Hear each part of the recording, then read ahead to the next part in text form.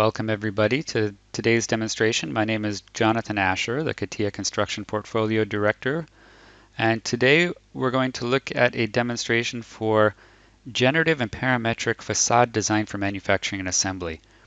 We're going to start the demonstration with this, a look at Catia's surface volumetric and solid modeling capabilities. Catia doesn't need much of an introduction here. It's magnificent surface modeler. And here we're showing the parametric methods for modeling different surface types. We made sweeps, we made fills, we made extrudes. Here we're going to make a volumetric extrude, and because it's a parametric modeler, we're going to link the height of the extrusion to a plane. When you update the plane geometry, that extrusion is going to update too. This represents and shows quite clearly the hierarchical dependencies between geometry that are kept within the model. Here's another example. We're going to offset a curve and link an extrude to that offset curve, and when we want to change that offset curve, the extrude is going to follow suit. So this is one example of how to model in Catia to maintain parametric relationships between geometric elements. And we're doing that in this case for a building massing. So we're laying out the initial massing of a building, and we're going to use that massing to create different facades. Next, we're going to look at our first parametric facade design feature, and this is called the variable curtain wall. This is a very powerful patterning tool that allows anybody, a facade designer, engineer, or just architectural designer, to select any surface in their model and start to lay out a curtain wall pattern. There's a number of very powerful features in this command that allows you to control spacing, horizontal spacing, vertical spacing. You can add reference planes to create what we call bands. And then you have control over the opacity, the color, and these framing elements. So you can change the mullion sizes, you can add louvers.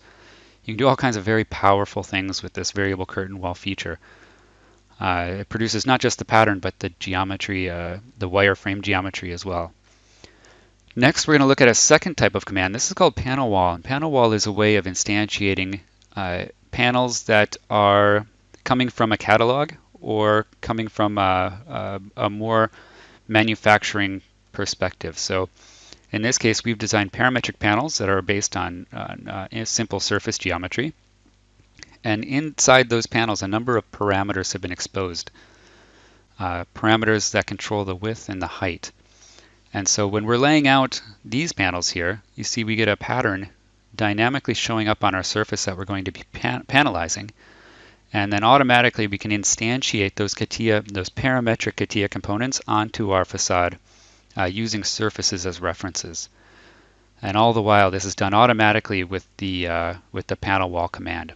The pattern is generatively generated. The instantiation is automatic at the click of a button. And in this way, we can instantiate detailed components with the click of a button. And so this is the second example. The third example we're going to look at is a generative approach using an application called Generative Design. So here we've extracted one surface from our model, and we've opened it in Generative Design. This is a web application that runs on your dashboard. There's no software to install to run this application. And we're going to start by making a couple of reference planes. These planes are going to form the basis of our facade pattern. And so here we're cutting the horizontal planes. And from there we're going to create surfaces to represent the slab, just so we have a better reference, visual reference for our facade design. We'll thicken those surfaces, and then we'll do an offset of that surface for our face of glass. From there, we're going to make another intersection, and then we'll divide those lines to represent our panel widths. And as you see here, Generative Design is both an interactive and a graphical scripting application. So in this case, you saw us modeling interactively in 3D, but all the while we were producing this graphical script in the background. And at any point, you can open up that graphical script and continue editing it, making modifications to it, increasing or modifying the logic, or go back to the 3D and keep working in 3D. So now that we have a panel pattern, we've panelized our facade. We've exposed a number of parameters here that are control parameters. So we've exposed we've declared our panel width, or number of panels in the width as a driving parameter. And when we go back to the rich client here, our master model, we have that parametric facade panel pattern, in our model.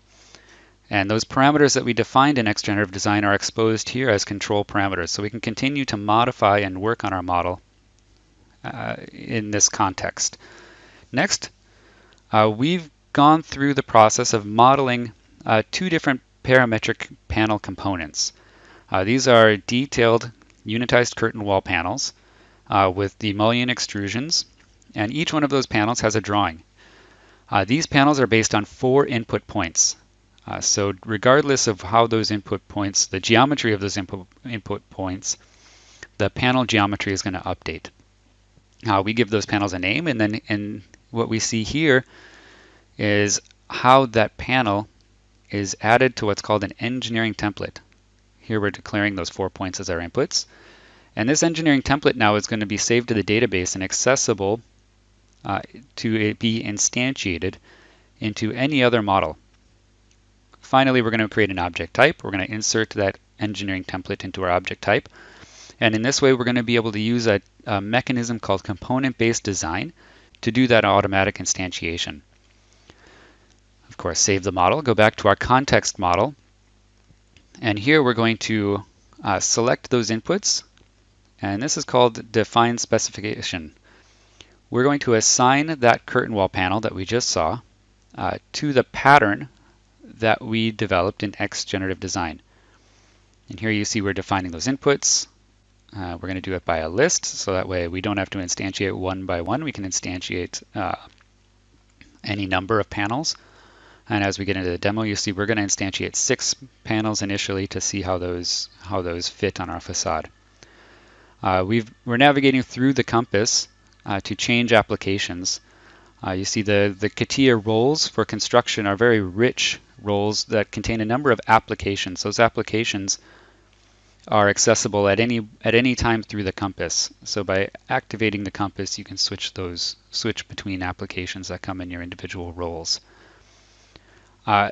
Now back in the model, we've changed LOD. We've changed level of development, and we've instantiated 6 engineering templates into our model. And you see that the geometry of each one of those panels is updated based on the location of those 4 input points.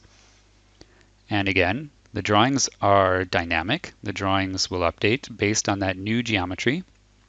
And that includes our bill of materials with all of our length dimensions. And the other thing that's important here is those extrusions are all solid geometry that can individually be exported as step to run any CNC machine. Now we're going to change just this panel object here and say we're going to instantiate that second panel that has a little pyramid pop out. So we've selected that panel. We'll go back to our change level of development, instantiate that pyramid panel, and here it is in the model. So in this way, you see there's a very interactive and intuitive way to take these parametric components and instantiate them into your model. And at any point, the parameters that drive those panels are accessible through this interface and can be manipulated and modified. And of course, those modifications are going to be reflected in the drawing.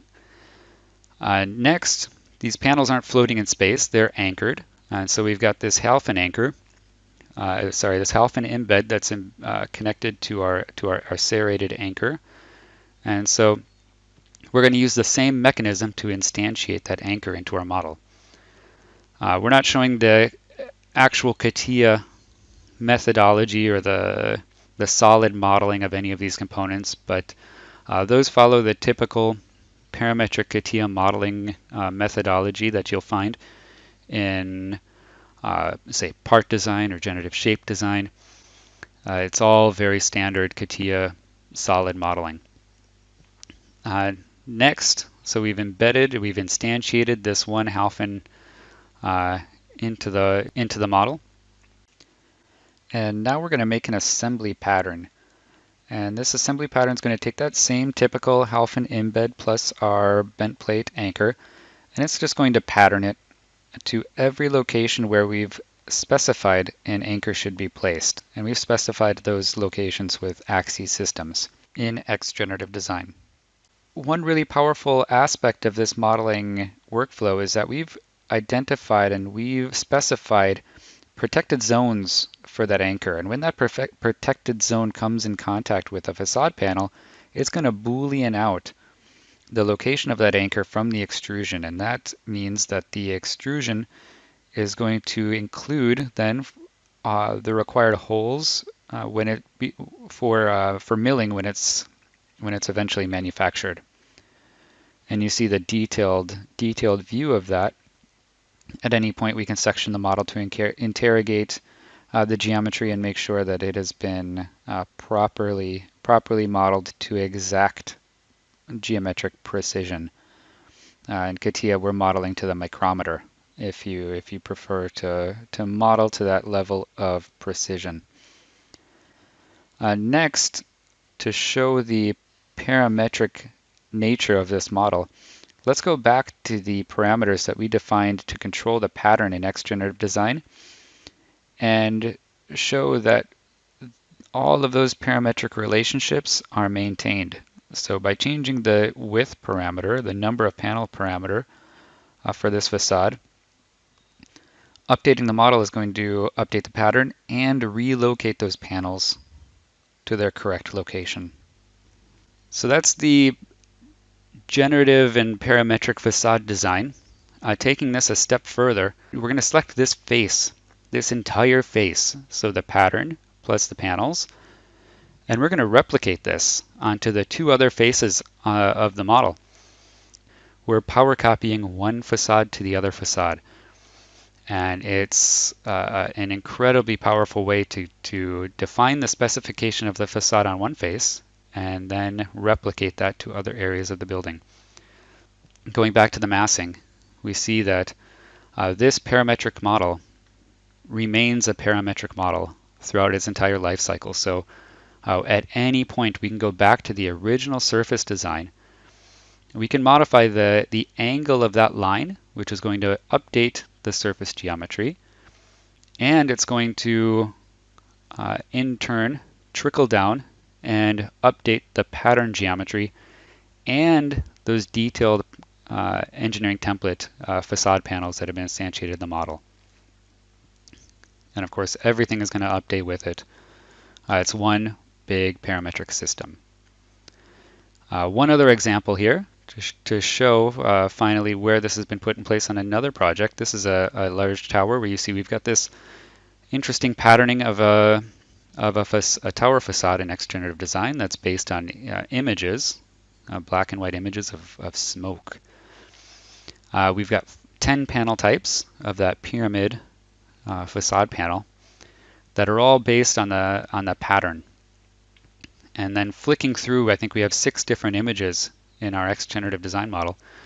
As we flip through those 6 different images, that layout of those 10 different panel types is going to update, and here we see the result of that. Thank you very much for your attention. I hope you've enjoyed this demonstration. If you have any questions, please post them in the comment section and we'll be happy to respond. And as always, don't forget to like and subscribe.